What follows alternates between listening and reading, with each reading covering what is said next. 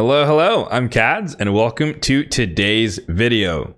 Guys, you already know why we are here. The guaranteed champion is available. My most wanted void epic in the entire game, Godseeker Aniri. However, we are also technically working on the summon rush for Loriaca. Yes, I am doing the fusion. Yes, she is terrible. No, she will not be summoned for a long time. But nonetheless, we do also need to get to 3,500 points. For those of you doing the math in your head right now, 25 void shards will bring us all the way up to 3,000, and then one measly sacred will bring us all the way out to 3,500. So we will have a total of 20 fragments, and if you were curious, we are right on track here at 80. So these are the last 20 fragments that I need to complete her fusion. But let's focus on the lady of the hour, Godseeker Aniri. Why do I want her so badly? Isn't she just another void epic champion who's defense based? No, absolutely not. On the A1, she heals the ally with the lowest HP by 5% of their max HP. She can't heal herself, but you know what? That is a-okay considering the rest of what she can do. On the A2, attacks all enemies. Boom, it's an attack.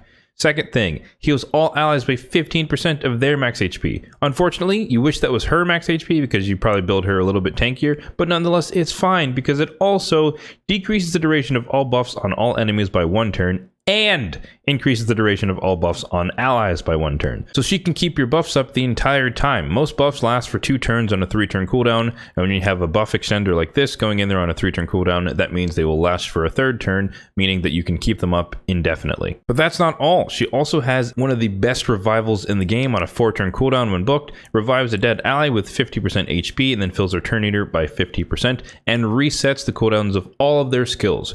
You get like a mini Kymar ability when you revive someone on a 4-turn cooldown. And that's not all. Again, on the passive here, one, she just increases the amount of healing that your allies receive by 10%, so just free bonus healing. And then active effect on a 4-turn cooldown, if an ally is about to take a fatal hit, she preempts it by putting revive on death on them, and thus they just come straight back to life. So sometimes you don't even need to use her active revival, just because her passive revival kicks in, revives the person who died, and they're right back up, ready to go again. As far as base stats go, a little bit lower on the HP, but she is more of a defensive tank, so higher on the defense, 1200. 99 speed is acceptable, again, considering everything else she can do, and she has a little bit of bonus resistance above the base of 30. So where am I going to use her, you might ask? I have plans to try her out in Ice Golem. I have plans to try her out in the Sand Devils Necropolis, and perhaps in Iron Twins as well. Obviously, Faction Wars, and any other thing where I just need an epic reviver. So she will definitely be used. Maybe Hydra as well from like my hard team or something. She might work there too.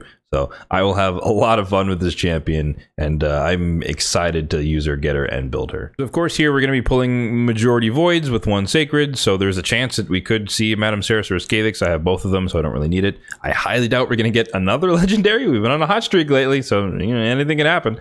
But I don't think we're going to get a legendary, much less cardio. So yeah, not really focused on the 10x for myself, but nonetheless, it is going on right now. So if we X out of here, you can see the current shard count on my account. We have 441 ancient shards, 202 voids, and then 65 on the sacreds. If we hop over to the Mercy Tracker spreadsheet here, you can see that we are once again fresh out of Legendary Mercy for voids. Nothing has changed for the other 2 shard types because I haven't pulled anything.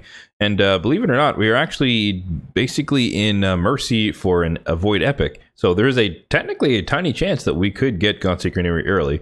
But I doubt that'll happen. But I think we're committed to the 25 voids and then the 1 sacred just to finish out the summon rush. So considering my luck lately, I don't even want to be greedy. Let's skip the wish list. It doesn't really matter because the wish list is right here basically with the 25 voids for Godseeker Aniri. So let's get right into the pulls. We've got just enough space. We've got some cash and we don't even need the luck because it's guaranteed. So let's start with the 5 single pulls and then we'll do 2 10 pops and work our way towards the lovely, wonderful Godseeker Aniri. We have a Draconis here. Decent shield and healing rare, but I wouldn't recommend using him unless you really need to. There's our Void Epic Mercy, if anyone was paying attention there. But Madame Ceres, one of the 10x champions, of course, well known for the Midnight Ritual here on the A3, removes all debuffs, full buff strip, and then also plays decreased attack, decreased defense. A lot less used now in kind of the mid-endgame, where Polymorph is still rampant. But the reason she was in the 10x is because she has a chance to steal buffs on the A2, 50-50 shot, and then she can also place block debuffs if buffs are stolen. So let's carry on. 3rd Void here for the single pulls. We reset on the Epic Mercy.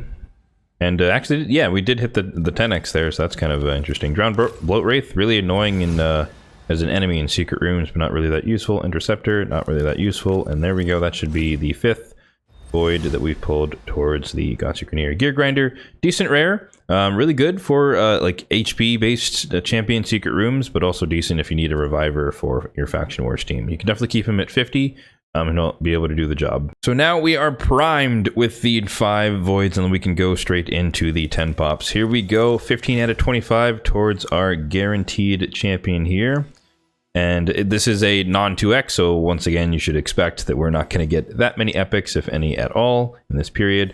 So a bunch of rares is definitely expected and warranted. No big deal, no one really to shout out here. Next set of 10, or should I say the last set of 10. Here we go. The 10th shard is guaranteed to be Godseeker and Eerie. It would be hilarious to pull it right before it, but I highly doubt that'll happen. Once again, there is a non-2x. So base rate as far as getting rares and epics, and absolutely nothing but boom!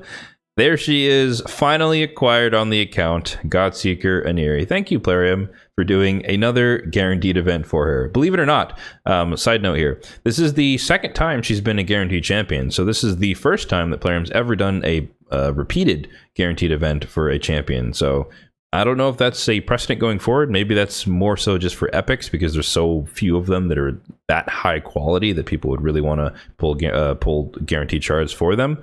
But so far, they've not repeated any of the legendaries, and I doubt they're going to do that in the future. At least I'm not banking on it. But maybe there might be a future guaranteed Madame Saris or guaranteed Demitha type thing in the future. So save up your voids, guys. You never know when they're going to have events just like this one. And now we switch gears just to finish the Summon Rush. This should get us all the way out to 3,500 Summon Rush points. So we just pull 1 measly Sacred.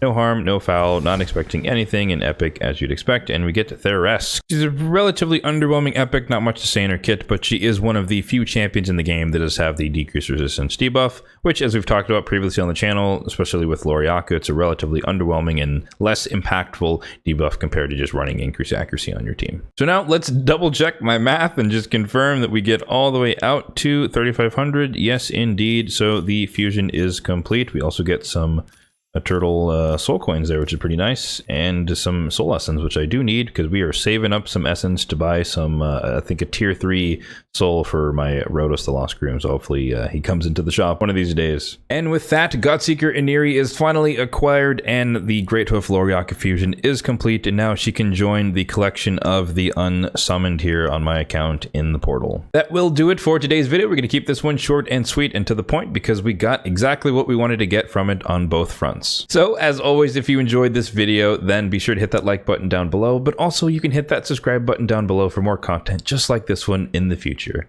Thanks for watching, and have a good one.